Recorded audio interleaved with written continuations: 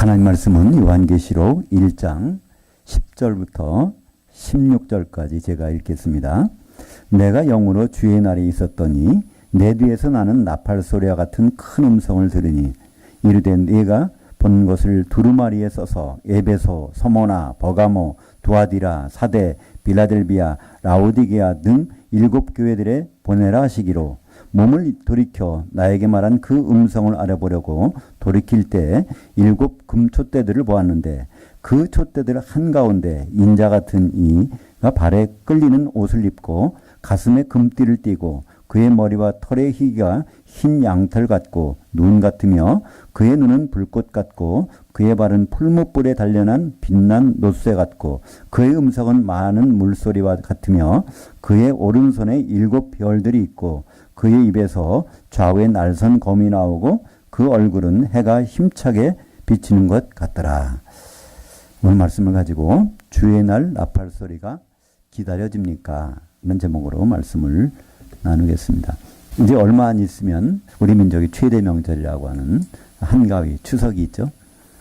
우리나라에 명절이 있듯이 유대인들에게도 명절이 있습니다. 근데 특별히 유대인들에게는요, 하나님이 지정해 주신 명절이 있어요. 유대인들이 만든 명절도 있지만 불임절 같은 것은요, 유대인들이 만들었어요. 그죠? 그 바벨론에서 그 죽을 고비에서 그들이 살아났기 때문에 그걸 이제 불임절 또 뭐 성전 봉헌절 같은 것은 만들어서 하지만 그거 말고 그건 사람들이 만든 거고요. 하나님이 만들어서 지키라고 한 7가지 절기가 레위기 23장에 나옵니다. 바로 그 중에 하나가 나팔절이 있는데요. 유대인들은요, 해가 지면 하루가 바뀌어요. 그러니까 오늘 저녁부터는 7월 1일이죠. 그러니까 7월 1일은 유대인들에게는 나팔절이라는 절기입니다. 이 절기는 자기들이 만든 것이 아니에요. 하나님이 만들어서 지키라고 한 것이죠. 유대인들의 절기는 특별한 뜻이 있습니다. 그건 그림자라는 거예요. 그리고 실제는 예수님의 것이라고 되어 있습니다. 예수님이 하나하나 이게 다 예수님이 이루신다는 거예요. 우리 보고 이루라는 것이 아닙니다. 예수님이 그걸 어떻게 이루시는가를 우리 보고 주목해서 보라는 겁니다. 그래서 사실은 6월절부터 나오지만 실제적으로는 장막절부터 시작됩니다. 그러니까 7개인데 이것이 한 바퀴 돌면 다시 장막절이 되기 때문이었습니다. 그래서 예수님은 장막절부터 우리에게 그걸 완성시켜 주셨습니다. 우리 예수님이 언제 오셨다고 그러죠? 크리스마스 12월 25일 날 성탄절이라고 지키지만 그건 사람들이 만들어 놓은 것이고요. 예수님은 그날 오실 수가 없습니다. 왜냐하면 율법의 1.1획도 다 지키시는 것이고요. 이 구약 성경은 전부가 다 예수님에 대해서 증언한 것이라고 했으니까 요한계시록 1장, 요한복음이죠. 1장 14절에 보면 말씀이 육신이 돼서 우리 가운데 장막을 지셨음에 이런 요한이 나이가 들어가지고 그 젊은 사람들한테 지금 편지 쓰는 그 내용이 이제 요한복음인데요. 요한복음은 나중에 기록됐기 때문에 그때 얘기를 합니다. 말씀이신 분이 육신이 되셨다는 거예요. 근데 그 말씀이란 원래 단어는요, 로고스라는 단어인데 이거는 그냥 이게 성경 말씀이란 뜻이 아닙니다. 이 로고스라고 하는 단어는 하나님의 논리란 뜻입니다. 하나님의 계획, 하나님의 생각, 그 중에 하나가 이렇게 인쇄된 것, 이것이 성경 말씀이죠. 그 중에 하나는 언어로 표현된 건데요. 한마디로 로고스라는 것은 하나님의 계획과 생각이 함축된 것, 하나님이 계획하셨던 일이 바로 장막을 치고 나타났다는 겁니다. 그것이 요한복음 1장 14절. 우리말 번역은 좀 이상하게 돼 있죠. 말씀이 육신이 돼서 우리와 함께 거하심에, 그래서 그냥 세상 살러 오셨다고 번역되어 있는데 장막 치러 오셨다는 겁니다. 그렇다면 장막은 언제 칠까요? 당연히 장막절날 치셔야 되지 다른 날 치시면 이상하죠. 그래서 예수님은 장막절날 말고 다른 날 오실 수가 없습니다. 그래서 장막절, 그것이 유대인 달력으로 7월 15일입니다. 유대인들은 음력을 쓰는데요. 우리도 음력 있잖아요. 우리 음력하고 유대인 음력하고는 한 달 정도 차이가 나요. 우리는 7월 15일 날이 유대인의 7월 15일은요. 우리는 8월 15일입니다. 그래서 추석과 유대인의 장막절은 대부분 겹쳐요. 안 될 때도 있어요. 왜 그럴까요? 윤달을 둘 때 유대인의 윤달과 우리 윤달이 조금 다르기 때문에 그것 따라서 한 2달 차이 뭐 이렇게 될 수도 있지만 일반적으로는 유대인의 음력은 우리보다 한 달이 빠릅니다. 그러니까 우리가 추석 때는 항상 그들은 7월 15일이고 장막절인 것이죠. 그래서 예수님은 장막절날 오셨지 추석 때 오셨지 다른 날 오신 것은 아니죠. 그냥 누가복음을 읽어봐도 그렇잖아요. 그 어디 들에 양을 치는 게 벌어져요. 베들레헴에서는요 겨울에 12월 달에는 눈이 와서 그 양을 칠 수 없어요. 그래서 장막절날 예수님은 장막을 치러 오셔서 그걸 완성하셨습니다. 그럼 장막절 다음에 있는 절기가 6개월 지나면 1월 15일 날 벌어지는 것이 6월절이죠. 예수님은 6월절은 무슨 날인가요? 6월절에 어린 양을 잡아서 바로 피를 내는 날입니다. 예수님은 바로 그 6월절에 십자가에 달리셨죠. 그러니까 6월절에 달리실 때 왜 예수님이 6월절 어린 양이냐면 그 절차에 따라서 예수님은 십자가에 달리셨잖아요. 그죠? 6월절 엿새 전에 베다니에 오셔서 그날 저녁에 닷새 전이니까 바로 이분이 바로 죽임을 당할 어린 양이라는 것을 베다니 마리아를 통해서 그 일이 벌어집니다. 그래서 출애굽기 12장에 보면요. 6월절 양 잡는 절차가 나오는데 6월절 되기 닷새 전에 선택을 해서 4일 동안 점검한 다음에 흠이 없으면 잡으라고 되어 있는데 예수님은 그 절차에 따라서 십자가에 달리셨기 때문에 달리셔서 뭐라고 그러시죠? 요한복음 19장 30절에 보면요. 다 이루어졌다는 겁니다. 이 다 이루어졌다는 우리말은 다 이루었다. 예수님이 하신 거로 우리는 볼 수 있는데 거기 아니에요. 수동형이에요. 예수님이 그걸 하실 수가 없어요. 왜 하실 수가 없죠? 하나님의 모든 능력을 내려놓고 죽으러 오신 분이기 때문에 하나님이 예수님을 통해서 하시는 거예요. 어떤 6월절 양으로 예수님을 세우셨다는 것입니다. 그래서 다 이루어졌다. 그래서 예수님이 십자가에서 다 이루었다는 것은 모든 구원을 이루었다는 얘기가 아닙니다. 6월절의 어린 양으로 그 6월절이 다 완성됐다는 그 뜻이죠. 그렇다면 6월절 다음 절기는요. 무교절입니다. 6월절은 어느 한 순간이에요. 양 잡는 그 순간. 근데 무교절은 한 주일 동안 하는 것입니다. 그래서 무교절은요. 6월절날 그 저녁 해가 지면 바로 무교절이 시작이 돼요. 그러니까 6월절과 무교절은 거의 같은 시간에 이제 시작이 되게 되는데 한 주 동안 무교절, 무교병을 먹는 날입니다. 우리말 번역은 참 알아듣기 힘들게 돼 있는데 누룩을 교라고 그 한자로 쓴 거예요. 그죠? 누룩이 들어간 거는 유교병이고 병도 떡병자입니다. 그리고 누룩이 안 들어가는 건 무교병이라고 그래요. 그래서 바로 무교병, 그러니까 일주일 동안은 누룩이 안 들어가 있는 떡을 먹는 날이에요. 근데 예수님은 그날 바로 뭘 하셨죠? 베드로전서 19장 3장 19절에 보면 바로 육신으로는 죽임을 당하셨으나 영으로는 살아나셔서 옥에 있는 영들에게 복음을 전하셨다는 거예요. 이 복음이라는 것이 바로 누룩이 안 들어가 있는 떡입니다. 세상의 모든 말씀은요, 다 누룩이 들어가 있어요. 누룩이라는 건 뭐죠? 세상적인 편리함입니다. 그러니까 교회에도 누룩이 많이 들어가 있어요. 그래서 우리는 누룩을 자꾸 날마다 버려야 됩니다. 그래서 예수님은 그 무교병을 나눠주는 그날에 십자가에서 죽으시고 부활하셔서 옥에 있는 영들에게 가서 누룩을 없는 떡, 복음을 선포하셨죠. 그것이 베드로전서 3장 19절에 나오는데 그들은 누굴까요? 그 설명이 나와 있어요. 3장 이제 19절 20절에 보면 노아 홍수 때 불순종해서 뭔지 모르기 때문에 복음을 못 들어서 그 사람들에게 복음을 전하는 그 일이 벌어집니다. 그래서 베드로전서 4장에 6절에 보면요. 그래서 죽은 자들에게도 복음이 선포됐다는 거예요. 그것이 바로 그들을 얘기하는 것입니다. 그래서 우리 조상들은 죽었는데 어떻게 됐을까? 예수도 모르고 죽었는데 그럼 억울하지 않은가? 다 잘못되면 하나님은 베드로전서 4장 6절을 통해서 모든 사람에게 기회를 주신다는 것을 다시 한번 우리에게 말씀해 주고 있는 것이죠. 여하튼 예수님은 6월절 다음에 무교절 완성하시고 그다음에 무교절 다음에 돌아오는 절기가 초곡절입니다. 성경에는 초곡절이라는 단어가 없어요. 그냥 첫 이삭 한 단을 하나님께 흔든다 이렇게 돼 있어요. 첫 이삭단이니까 곡식이니까 제가 그냥 이름을 붙여서 초곡절이라는 이름을 붙여봤습니다. 그것은 레위기 23장 24절에 보면 그게 곡식 한 단을 가지고 흔든다는 거예요. 이 곡식 한 단이 뭘까요?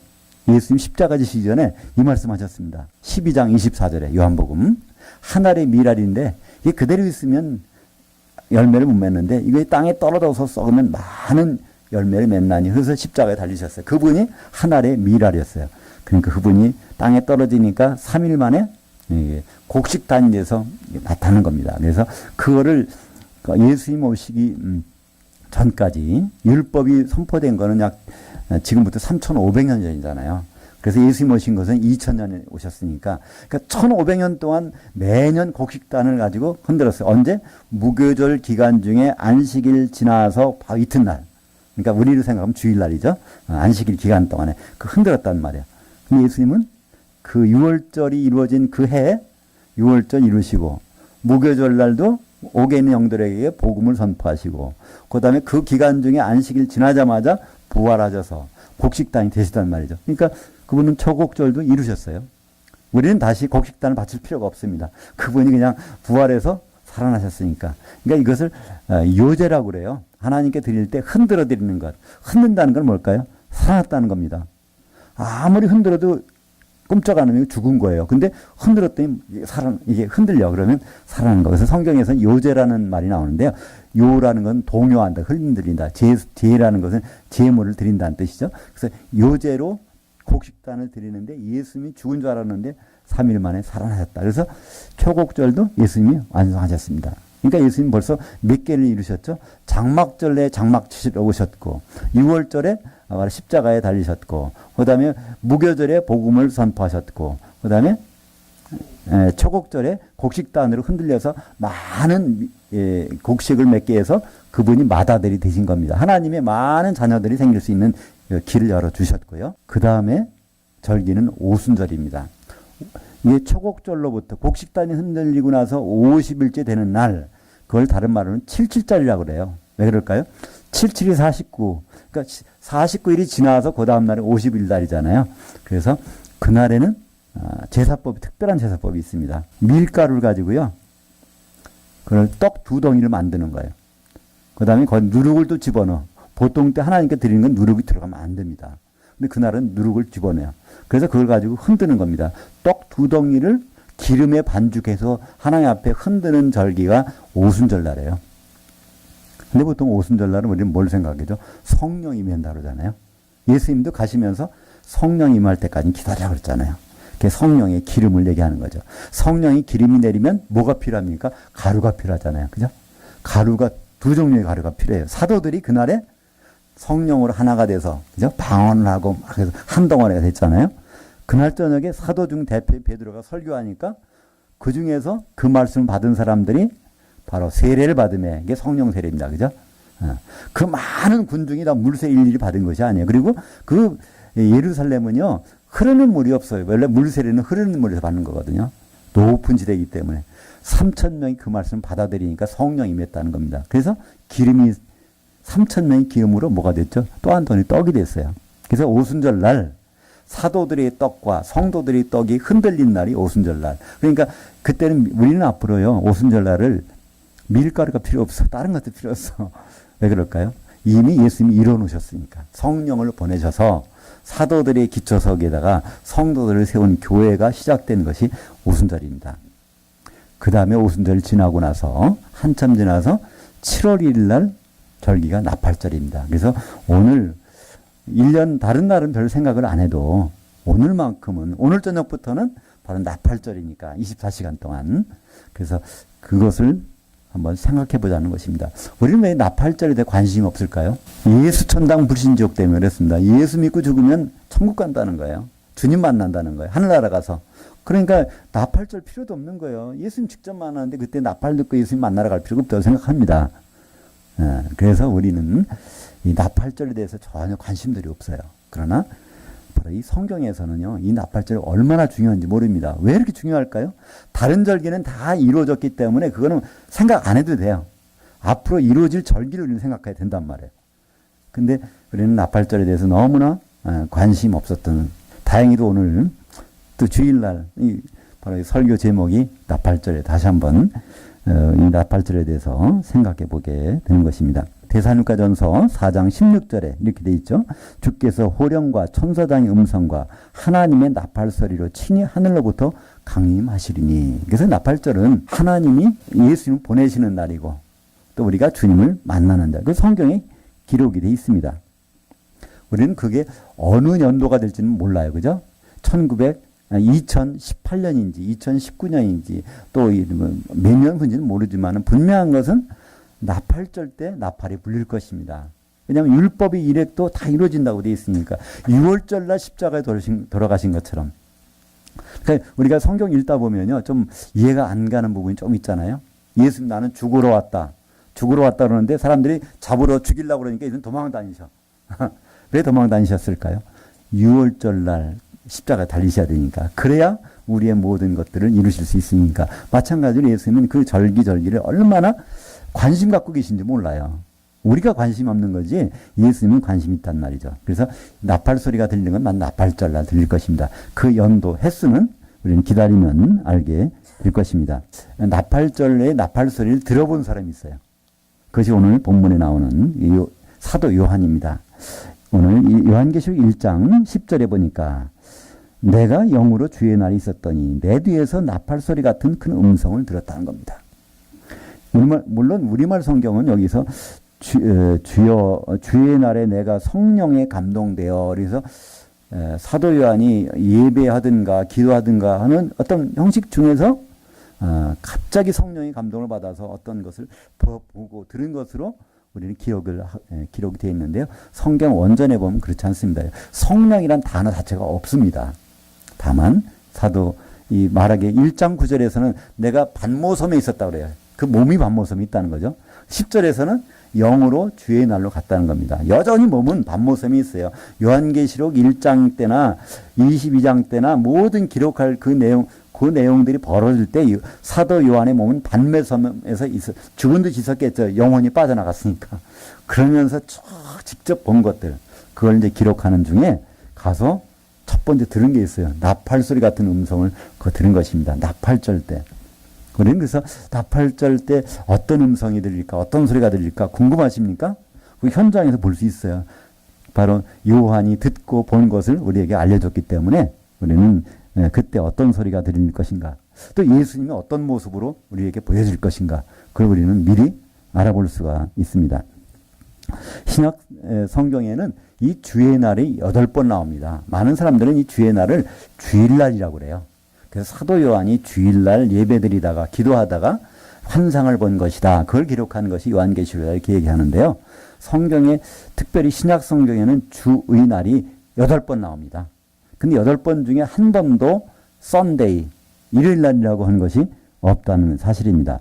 사도행전 2장 20절, 고린도전서 1장 8절, 5장 5절, 고린도후서 1장 14절, 데살로니가전서 5장 2절, 데살로니가후서 2장 2절, 베드로후서 3장 10절, 그리고 오늘 우리가 읽은 요한계시록 1장 10절. 여기 다 주의 날, 주의 날, 주의 날. 이게 다 주님이 오시는 날, 주님이 오시는 날. 그러니까 사도 요한은 주님이 오시는 날 가서 본 것입니다. 그러니까 과거 일을 본 것이 아니라 미래를 본 거예요. 그러니까 그리고 우리에게 이를 기록으로 남겨줘서 우리는 주님의 날이 과연 어떤 일이 벌어질까 하는 것을 생생하게 볼 수 있도록 해준 것입니다. 그러면서 요한계시록은 이렇게 예수님이 이렇게 말씀하셨어요. 내가 본 것과 지금 눈으로 보고 있는 것과 그 다음에 장차일 일을 기록하라. 그럼 지금 사도 요한은요, 눈으로 뭘 보고 있습니까? 뭘 보고 있습니까? 7촛대 한가운데 주님이 계신 장면을 보고 있는 장면이 나오잖아요. 이게 보고 있는 것을 기록하라는 거예요. 근데 그 전에 뭘 기록하라고요?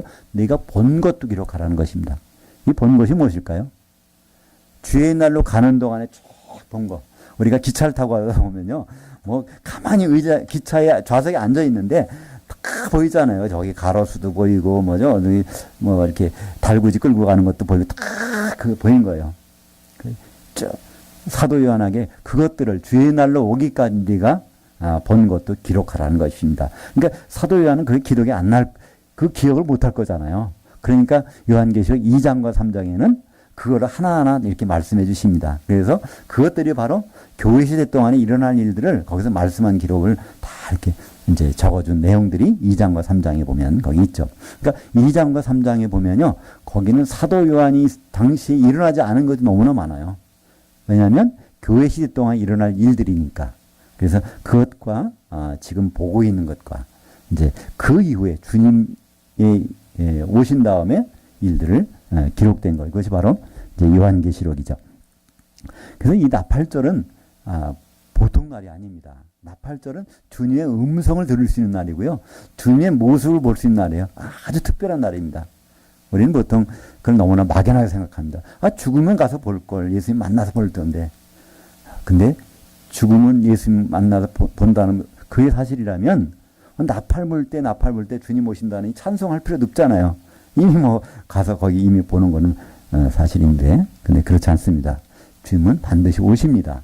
그리고 오실 때 우리를 부르셔서 같이 만난 장소가 있단 말이에요. 그것이 어딜까요? 그것이 공중입니다. 우리는 이 사실을 자꾸 잊어버려요. 너무나 익숙해서 예수 믿으면 천국 간다 말이 생각이 나서, 그래서 이 공중에서 만난다는 사실을 잊어버립니다. 많은 분들에게, 우리도 그전에 그랬잖아요. 또 실제로 찬송가에 보면 전부가 우리가 예수 구원받아서 천국 간다는 내용이잖아요. 그죠? 네. 근데 신기하게도 성경에는 그런 말이 없다는 것이죠. 성경은 오히려 천국에는 어떤 곳이에요? 가라지도 있고 마귀가 있고 활동하고 있는 곳이 바로 천국이라고 말씀하고 있지 않습니까? 마태복음 13장에 보면. 그래서 우리는 하나님의 통치 가운데서 하나님이 하시는 일들을 기다려 보고 있다가 결론적으로 이제 주님을 만나러 가는 그 나팔 소리, 또 그 주님의 모습들을 자세히 볼 필요가 있는 것입니다. 그래서 이 주님의 모습이 생생하게 나와 있죠. 13절부터 보니까 주님의 모습이 그 촛대들 한가운데에 인자 같은 이가 발에 끌리는 옷을 입고 가슴에 금띠를 띠고. 이 촛대들, 우리말 번역은요, 여기서도요, 촛대 사이에 그랬어요. 그러니까 그 전에 저도 이 구절 읽을 때 촛대 사이에 인자 같은 이가 있다 그러면, 야, 촛대가 일렬로 쫙 7개가 쫙 있는데 거기 왔다 갔다 하면서 그 사이사이로 비집고 다니면서 왔다 갔다 하나, 이렇게밖에 우리는 상상이 안 됐잖아요. 근데 성경 원문에는요, 엔 메소스라고 그래갖고 한가운데, 그러니까 7교회가 쭉 있는데 어느 교회도 다 정면에 주님이 계신 거예요. 그죠? 이쪽에 있는 교회도 정면에 주님이 있고 반대편에도 정면에 주님, 다 주님을 정면에서 보는 겁니다. 각 교회에서. 그냥 한가운데 계시니까. 더구나 예수님은 지금 어디 계시죠? 셋째 하늘에 계시잖아요. 그리고 교회는 어디? 이 땅에 있잖아요. 그리고 교회에 있는 성도들은 살아계신 분도 있고 무덤에 계신 분도 있어요. 그죠? 죽어서. 근데 이분들이 다시 모였다는 거예요. 그러니까 그거는 언제 모일 수 있죠? 주의 날만 모일 수 있잖아요. 공중에서. 그러니까 분명히 요한이 보는 것은 지금 시간 여행을 해가지고 공간적으로도 굉장히 많이 여행을 한 거예요. 공중으로 주님 오실, 그것은 구름을 지나서 가야 되니까, 그죠? 거기에서 이 본 내용들을 상세하게 기록하고 있습니다. 근데 이 예수님의 모습을 보면 그 희다, 여러 가지 모습들이 있지만, 그분이 이제 더 의로우신 분이니까 특별히 뭐가 있냐면 불꽃 같은 눈을 갖고 계시고요. 또 이 발은 그 주석으로 노쇠로 되어 있다는 거예요. 이 노쇠라는 거는 심판을 나타냅니다. 구약에 보면요, 이 번제단은 다 노수로 만들었어요. 그 하나님이 죄에 대해서 심판받는 그 부분들을. 그러니까 예수님은 심판하러 오신다는 거예요. 예수님 우리는 신랑으로 생각하는데 거기에 동시에 그분은 심판하러 오십니다. 뭘 심판하실까요? 신랑으로 오시는 분이 심판하신 건 딱 하나밖에 없어. 내가 결혼할 상대자가 제대로 돼 있는지 안 됐는지 그거 가리러 오시는 거잖아요. 그죠? 그러니까 결혼하러 들어오는 이들이 정말 그 한 신부가 될 수 있을까? 그거를 하나하나 골라내시는 것. 그것이 바로 예수님의 심판입니다. 그러니까 우리는 성도들은 전부가 올라가서 심판을 받게 되는데, 고린도후서 5장 10절에 보면 우리가 다 그리스도 심판대 앞에 나타나게 되어 선악간에 그 몸을 통해서 행한 대로 받는다는 겁니다. 그 몸은 단수입니다. 그 몸들이 아니에요. 우리가 각자가 어떻게 했냐를 보는 것이 아니라 그 몸을 통해서 예수 그리스도의 몸인 교회에 어떤 역할을 했느냐에 따라서 심판을 받게 된다는 것입니다.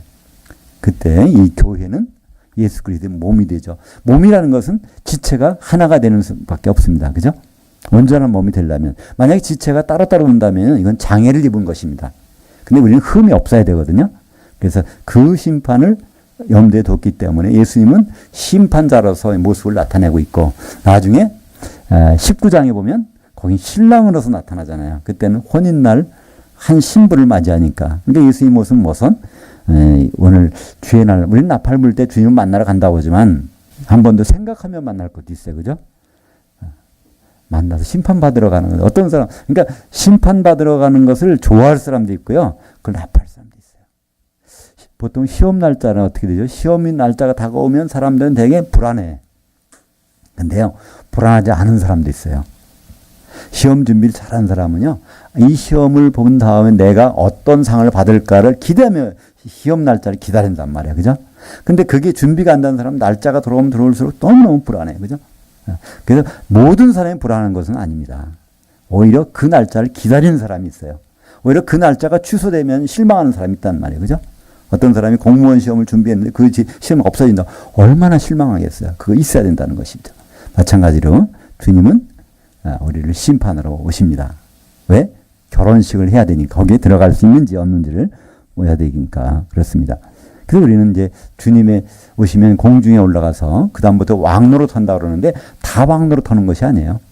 왕노릇 할 사람이 있고 또 지옥에 거기서 던져질 사람이 구분되는 것입니다. 예수님이 바로 그런 말씀을 하셨죠. 그 예수님은 그 입에서 좌우에 날선 검이 나오는 그거로 다 하나님은 예수님은 심판을 하실 것입니다. 마태복음 3장 12절에도 예수님은 그런 분이라는 걸 설명하고 있어요. 그 세례 요한이 예수님을 소개하면서 그럽니다. 나는 물로 세례는 주는 사람이지만 내 뒤에 오시는 예수님은 바로 뭐로요? 성령과 불로 세례 준다는 거예요. 근데 우리는 그것을 성령의 불받아라고 잘못 이렇게 혼동하는 경우가 있는데 그 뒤에 설명이 나옵니다. 마태복음 3장 11절에 성령과 불이 나오고요. 3장 12절에 보면요. 성령으로 세례받는 것은 어떤 것이고 불로 세례받는 것은 어떤 것이라고 설명하고 있어요. 알곡은 곡간에, 쭉정이는 꺼지지 않는 불에. 그러니까 이 성령으로 잠기는 곡간에 있는 사람들이 뭘까요? 알곡이. 이것이 가루가 돼서 이제 떡이 돼서 한 신부가 되는 것이죠. 그렇지 않은 것은 다 불 가운데 지옥불에 던져지는 것을 말씀하고 있습니다. 그분이 바로 예수님이라는 겁니다. 그러니까 나팔절에는 주님의 음성을 듣고 주님의 모습을 보는 시간이다. 그때다. 이렇게 하지만요. 거기엔 반드시 생각해야 될 일이 있습니다. 그것이 마태복음 25장이죠. 등을 들고 주님은 신랑을 기다리는 열처녀의 비유가 나오잖아요. 바로 천국은 그렇다는 거예요. 천국 생활은 바로 신랑을 기다리는 생활이라는 거예요. 우리가 정말 그런 생활을 하고 있습니까? 그는 죽어서 가는 것이 아니라 살았을 때 등을 들고 그분을 기다리다가 그래서 다 잠들잖아요. 죽었다는 얘기입니다. 근데 나중에 신랑이 왔다는 소리 듣고 전부 깨어납니다. 그래서 이 사람들은 예수를 믿고 있다가 죽은 사람들이에요. 열처녀는. 그랬다가 이제 살아서 주님을 부활해가지고 보는 사람들이고요. 또 어떤 부류의 사람들이 있죠? 두 사람이 일을 하다가 들림받는 사람, 맷돌 갈다가 들림받는. 그래서 살았을 때 예수님 오셔서 들림받는 그 경우를 얘기를 하고 있죠. 하여튼 공중 신랑을 만났다고 다 문제가 해결되는 것은 아닙니다. 신랑은 어디서 만나죠? 공중에서 만납니다. 예수님 공중으로 오시니까. 그렇다는 얘기는 예수와 관계된 모든 사람들은 잘 믿었건 못 믿었건 반드시 부활해서 공중까지는 올라간다는 얘기입니다. 우리는 부활이 소망이 있는 사람이 아닙니다. 어떤 부활이냐가 우리는 소망이 있는, 그 부활에 가야 우리는 소망이 있는 사람이죠. 기껏 하늘까지, 공중까지 올라갔다가 거기서 불못에 던져진다면 그건 참 생각하기도 싫은 거 아니겠습니까? 요한계시록은 우리에게 왜 주셨을까요? 요한계시록은요. 1장 3절에 보면 복 받으라고 주셨습니다. 그죠? 요한계시록은 이거를 읽고 듣고 지키는 자, 주목하는 자는 복을 주신다는 거예요. 근데 이 복을 우리는 세상 복이라고 생각하니까 사람들은 관심 없어 합니다. 여기 복은 세상 복이 아니에요. 이 복이라는 건 직선이라는 단어인데요. 마카리오스라는 단어는요. 직선. 직선이라는 것은 두 점을 연결하는 가장 가까운 선이에요. 두 점을 연결하는 가까운 선 직선이 돼야 하면 장애물이 없어야 돼. 그죠? 거의 다 해소가 된 거야. 그러니까 이 마카리오스, 이 복은요. 주님과 대면하는 복이고요. 그 상태가 영원히 유지되는 복이죠. 그래서 이 복은 바로 누구에게 있다고요? 요한계시록을 읽는 사람, 듣는 사람, 그걸 주목해 보는 사람. 그러니까 그렇지 않은 사람은 얼마나 불쌍한 사람인지 몰라요. 지금 예수 믿는 분들이 얼마나 많은지 아세요? 수십억 명이 될 겁니다. 그냥 따지면 뭐냐면 카톨릭도 있고 개신교도 있고 다 옆에서. 근데 요한계시록을 읽지도 않잖아요. 듣지도 않아. 그거 지켜보지도 않아. 그러면 그 복을 어떻게 받을 수 있어요? 얼마나 불쌍하겠어요. 그죠? 우리 너무나 쉬운 진리를 너무나 그냥 지나가게 되는 것입니다. 바로 우리가 주님이 나팔 소리를 들어야 된다고 생각하면 그럼 우리의 이 삶이 좀 더 굉장히 역동적이지 않겠습니까? 매일 반복되는 생활. 오늘 있던 거니 내일도 있겠지, 모레도 있겠지, 그러다 죽겠지. 이렇게 끝나면 얼마나 허무합니까? 근데 그게 아니라 우리는 그 소리를 반드시 들을 것이다. 나팔 소리를.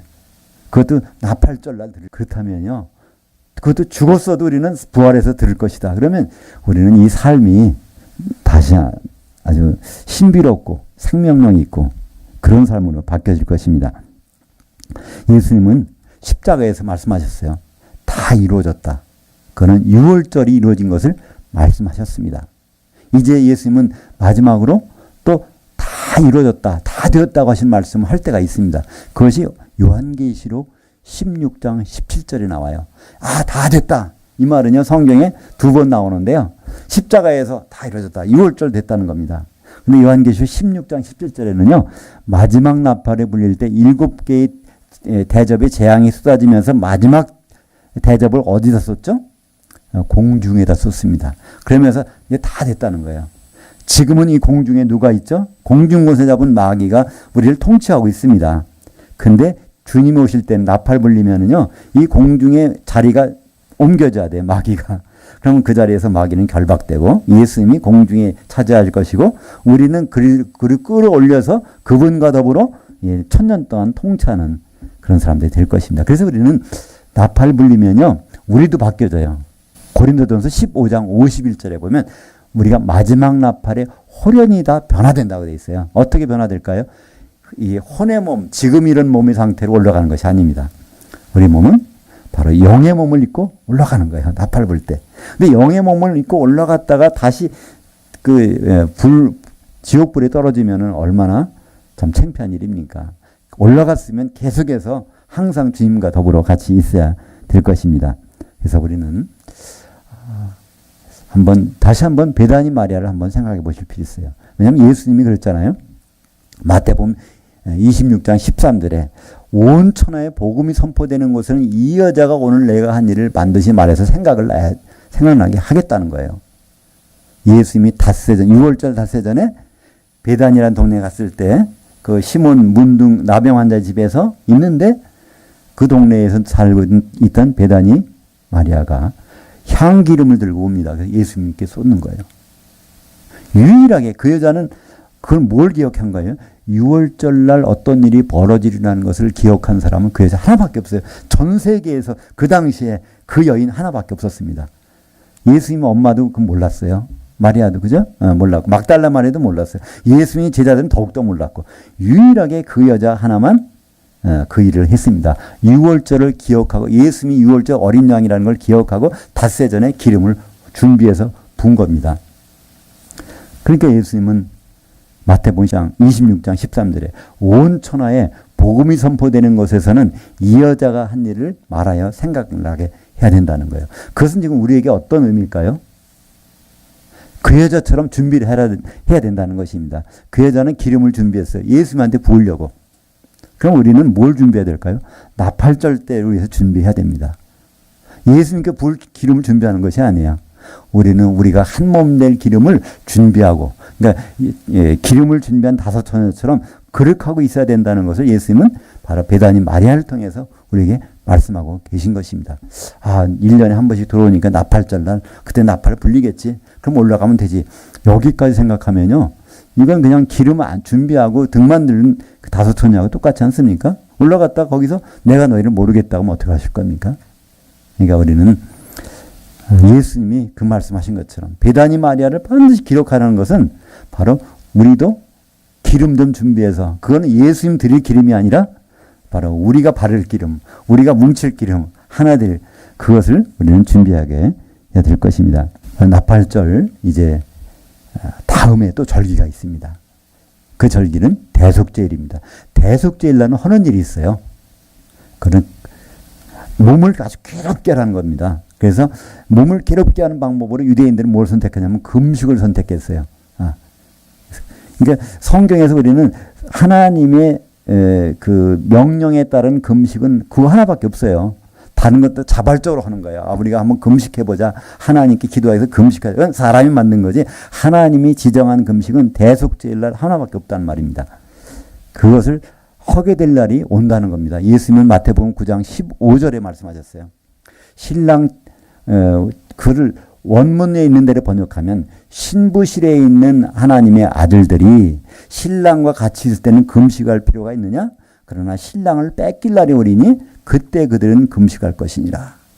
그러니까 신부실이 뭘까요? 교회가 예수님의 신부입니다. 그 신부를 준비하고 있는 것이 우리가 교회에 있는 사람들이 신부시래요. 여기 있는 아들들이 누굴까요? 하나님의 아들들입니다. 그죠? 예수 믿어서 우리가 예수님 맏아들이었기 때문에 우리는 아들들 되는 사람들이 신부시에 있다는 거예요. 그러나 언젠가는 신랑을 뺏길 날이 온다는 겁니다.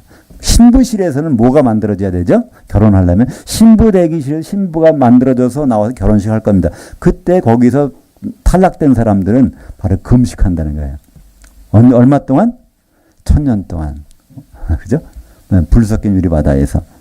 반드시 우리가 준비한 나팔절에 우리는 주님 만난다는 것, 음성을 듣는다는 것, 주님의 모습을 본다는 것.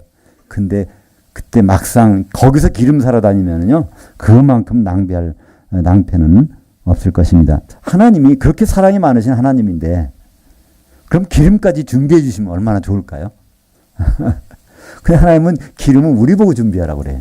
그 누에꼬치가 있잖아요. 그러니까 누에 애벌레가 뽕잎을 먹고 나다가 그 다음에 이 꼬치를 만들어서 속에 들어가잖아요.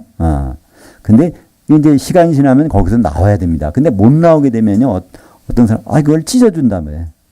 그걸 찢어주면요, 거기 속에 있는 나비가 나와서 금방 죽는답니다. 근데 그걸 그냥 내버려 두면요, 그거를 찢으려고 아주 노력을 한다는 거예요. 그 명주로 된 그 누에꼬치가 얼마나 단단한지 그거를 찢기 위해서 아주 노력을 하는 동안에 그 기름이 나온다는 거예요. 그래서 온몸을 적셔서 그렇게 해서 나오게 되면 몸이 마르지 않기 때문에 정상적으로 나비 활동한다는 겁니다. 근데 그거를 중간중간 찢어주면 기름이 하나도 없어서 나오는 순간에 이게 말라가지고 그냥 죽어버린다는 거예요. 그죠?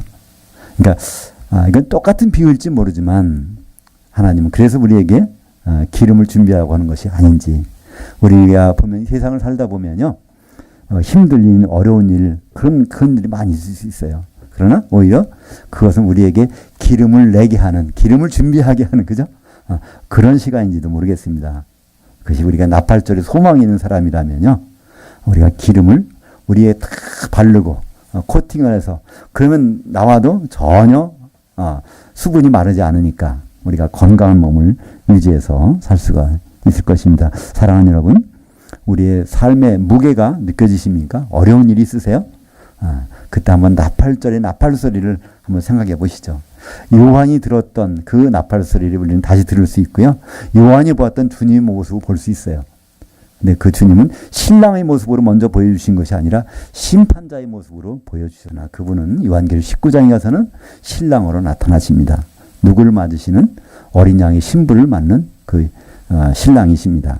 그 신부들을 가만히 보니까, 세마포를 자세히 보니까 성도들의 의로운 행실들이더라. 성도들이 바로 그 기름으로 한 덩어리가 된 한 몸으로 나타나게 되는 것입니다. 나팔절에 불리는 나팔소리. 그건 기름을 준비한 자만이 기쁨으로 기다릴 수 있는 그 나팔 소리입니다. 만약에 기름이 준비되지 않았다면 그 나팔 소리를 안 들으려고 참 발버둥 칠 거예요. 그러나 그 소리는 안 들을 수가 없습니다. 모든 사람은 그 소리를 들어야 되고요.